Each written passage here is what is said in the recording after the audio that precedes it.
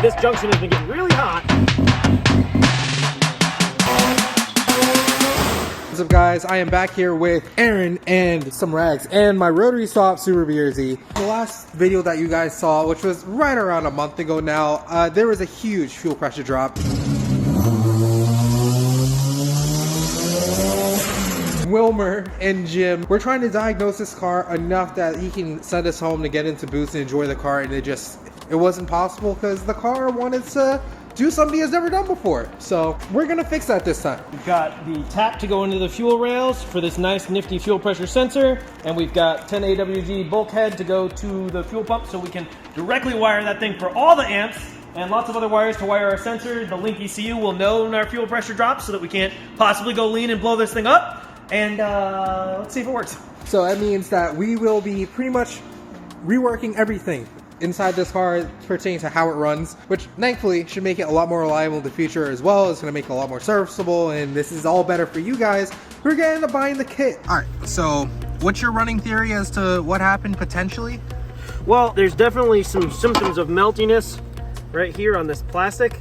So this is a thicker gauge wire that I spliced into the factory wiring shortly before the pump. We get power from our relay, but if we decided to use the factory controller for any reason, we could still do that. But this was always planned to be temporary, and since there's melting around here, I would think I would see other symptoms, but it may be that this is way more temperature resistant than this plastic is, and that this junction has been getting really hot and melting this. But all this is going to be replaced all the way into the tank. So yeah, we should, this should be the reason why we had that issue, because I just couldn't understand why, after not driving the car, why it would do that, but it does make sense. Well, this is a thermal camera, and we can inspect how hot all of our wiring is getting. So you can see right here, it says our hotspot's about 22 degrees C, and you can see the wiring harness itself. That splice we thought might be hot, not getting hot yet. You can see here our relay, and 1 degree C already. So for reference, the hottest wires here are about 90 degrees, and it's between 50 and 60 degrees in the shop. So if that heat keeps building up, it could definitely be a problem. Back here, our wiring in the bay, similar, creeping up towards 90 degrees after that fuse holder. And you can see the battery terminal itself, the wiring off of it's actually warmer than the rest of the battery. So we're gonna run a new wire all the way from the battery, thick boy 10 gauge with way less splices, just a straight to one relay, straight to the fuel pump, and hopefully we won't have any more high temperature wires. But not only that, hopefully that fixes our issue with the fuel pump. This is a new seal I printed for the fuel pump assembly, since this isn't original to the car and needed a little bit different spacing and was a slightly different size. So this 3D printed ring should ideally be kind of a toy fit. And you printed it out of what type of material? TPU. TPU can hold up to fuel? Yeah, well, the last one did. I mean, this is the old one. So it lost the color, but otherwise, there's none of the layer lines are separating. I mean, you could see a little bit there, but that's actually from the print. The top layer lines right here where it was all. Yeah, that's all. It's all, I can't even spread those apart. Yep. This one's printed better than that one was. So. If you are stuck in a pinch and the things that you need just don't exist, honestly try to make it 3D printed. Creality and Kira have been our best friends for the past year. So True. Print all your gases out of TPU. This should kind of be, like I said, a little bit of a stretch around this. Go. So that little bit of spacing there takes up the extra space. That seals against the inside. Big lock ring that fits around the top of that. And this old setup, it kept hitting on the threads of the lock ring. So this will make it a lot easier to take in and out, ideally.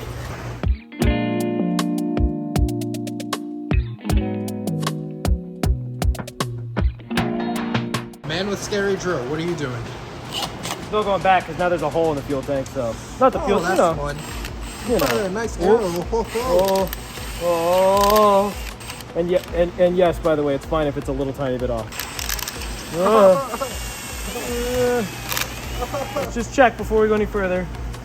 Okay, it's not quite there yet. It'll go. It'll go now. That's what counts. Now the question is, do I know what I'm doing? I sure hope so. Oh no. It is now somewhere around 2 o'clock, close to 3 o'clock in the morning. We are finally at a place where we can fit it. Yeah, we can go down the street. So we'll start it up first, but we have Dyno in a couple hours, and pretty much have no option. It's not working, so we're gonna hope this works. It's gonna work. Let's have some positivity. If there was a speed shop open, we'd theoretically still have time to run fresh AM lots, but there isn't. So.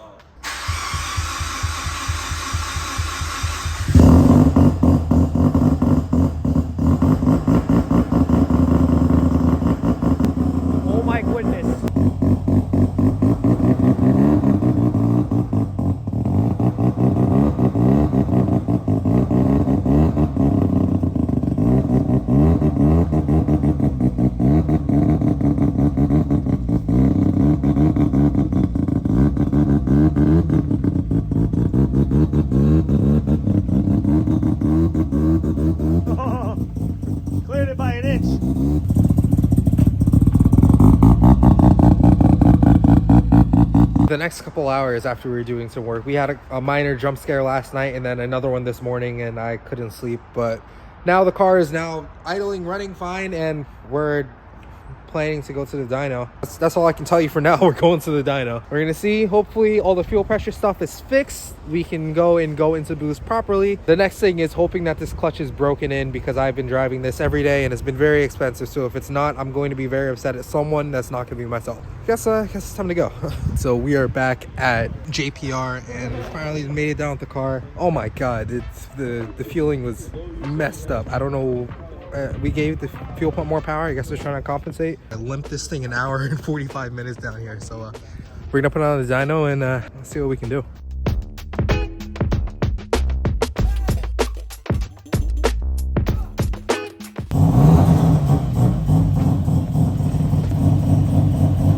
I'm not gonna lie, I'm nervous. I'm not. The stark difference from the last time.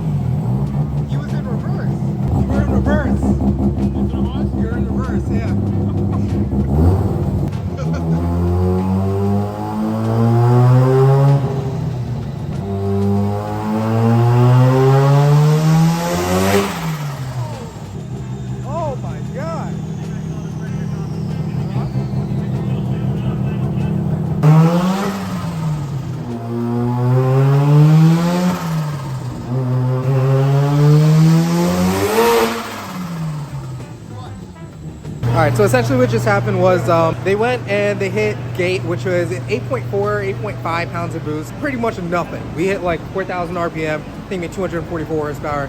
The problem is that as we hit gate, the fuel pressure dropped again. I don't know what the issue is. So what's going to happen is they're going to pinch off the return line and pretty much create a gate against the fuel pressure regulator and see if it holds pressure there. If not, we try something else.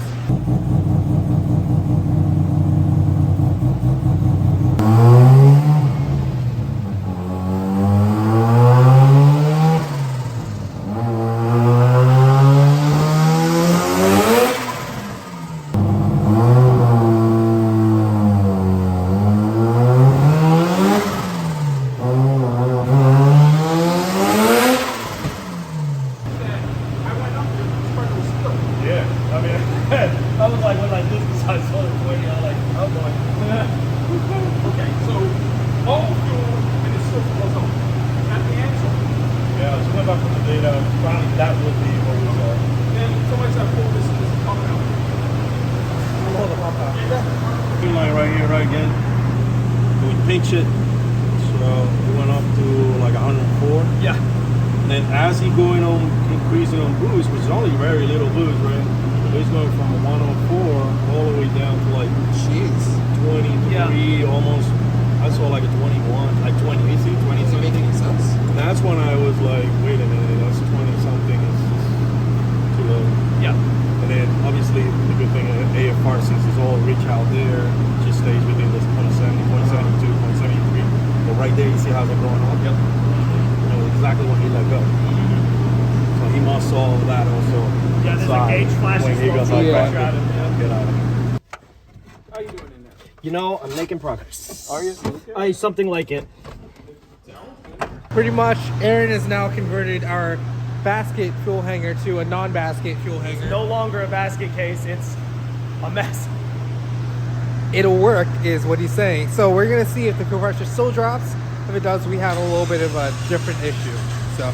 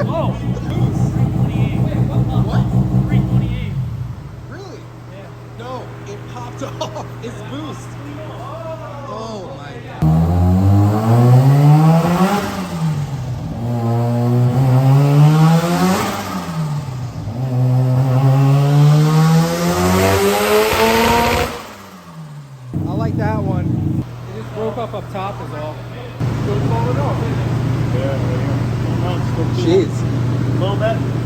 Oh, no, the regulator's okay. That's good. So essentially what just happened is we have a restriction somewhere. We don't know where it is. And at this point, it's not even worth trying the remedy.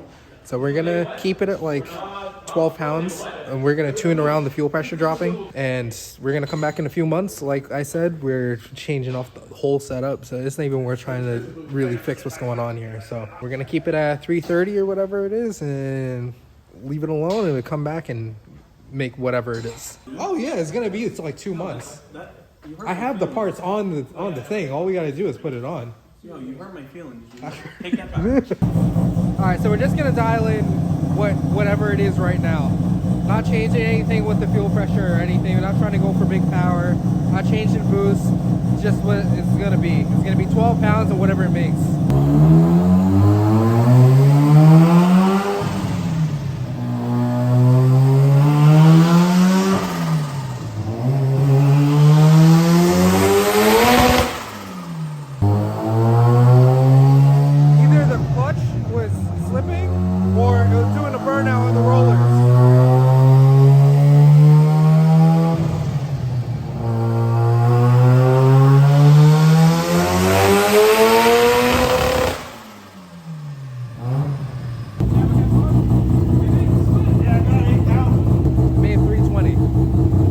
Take some fuel out.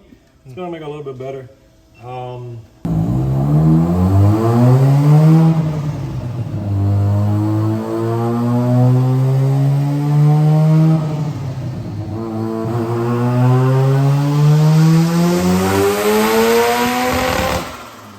Spicy, bro. 335. He's twerking.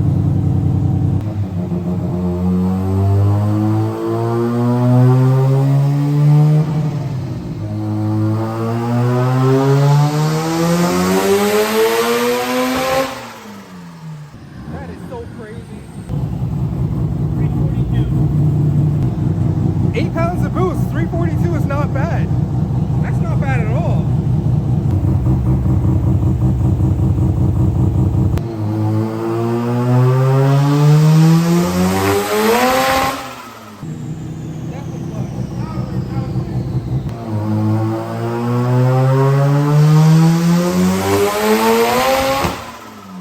That sucks. It was right there, too. Right there.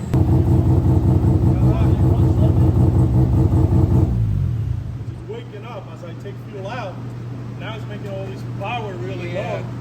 But the minute it goes across Oh, that's the the same same number it was Jesus before. Christ. I was trying to go slow and it just. Oh my Because god! that clutch is supposed to be good to at But it's least not broken in 450, yet. 500. Yeah. Yeah, tech. So how much of the power gain do you think was actually attributed to the ECU? It's giving us the opportunity to look at all the fuel pressure, all the lambda, we are correcting based on that. It's literally being, the resolution is being fine. I haven't seen any drop off in RPM, which technically is the key for these ECUs to kind of come up with it. I mean, everything is working so far so good. It's a good experience with the link. Have some things to fix and come back. Yep. It's gonna be ridiculous.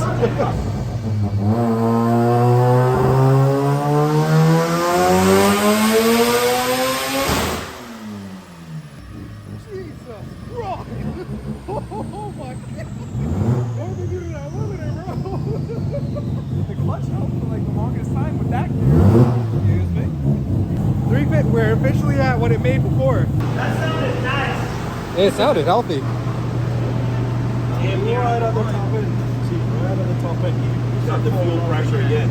Right. So you see, so as soon as your fuel pressure went up, the AFR went up. Yeah, yeah. And then you start that little break and roll down.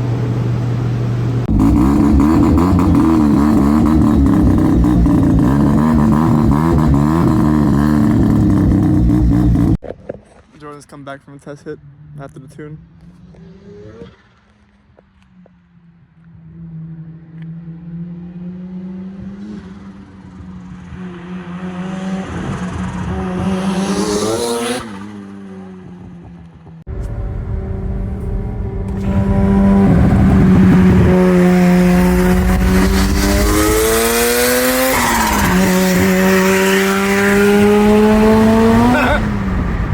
right, so we are now back, and the car is back inside the boosted bunker. This thing is a riot. Honestly, this thing honestly has no business being as good as it is. Apparently, it's pretty loud from the back. I wouldn't know. Deaf and blind inside the car, honestly. So, He gets out and he can't hear anything. what? Yeah, honestly, this thing, it really has no business being as fast as it is. So, like, second gear, Obscene. yeah. If we had it, like, if he allowed the extra RPM to go up to it, like, it would just keep on going. No question. I don't know, like, I don't know how to, when you're, like, I've been in, like, a 600 horsepower Supra, I've been in, like, some Mustang GT. Like, when they're fast, it's like, oh, this is fast! And then you're on for the ride. This is like, it's going faster. It's going faster. It's going faster! And you're like, ah! Yeah, it's good. Like, honestly, it pulls like a Tesla. If you ever ridden in a Tesla, like a Tesla Plaid, I promise you this feels the exact same way. And you won't believe me until you see it. Add the noise! Yeah. Let's sign off for tonight. Thankfully, this car is here in one piece. We have some things to get done to it. And back from the dyno, it's going to stay here for a little bit. And they had a whole bunch of new body work. This thing's actually going to start looking the part. We have the wheels. The exhaust is not saying for sure. That thing is way too loud. I don't know. Another 50,000 like video and maybe, okay, maybe it'll say.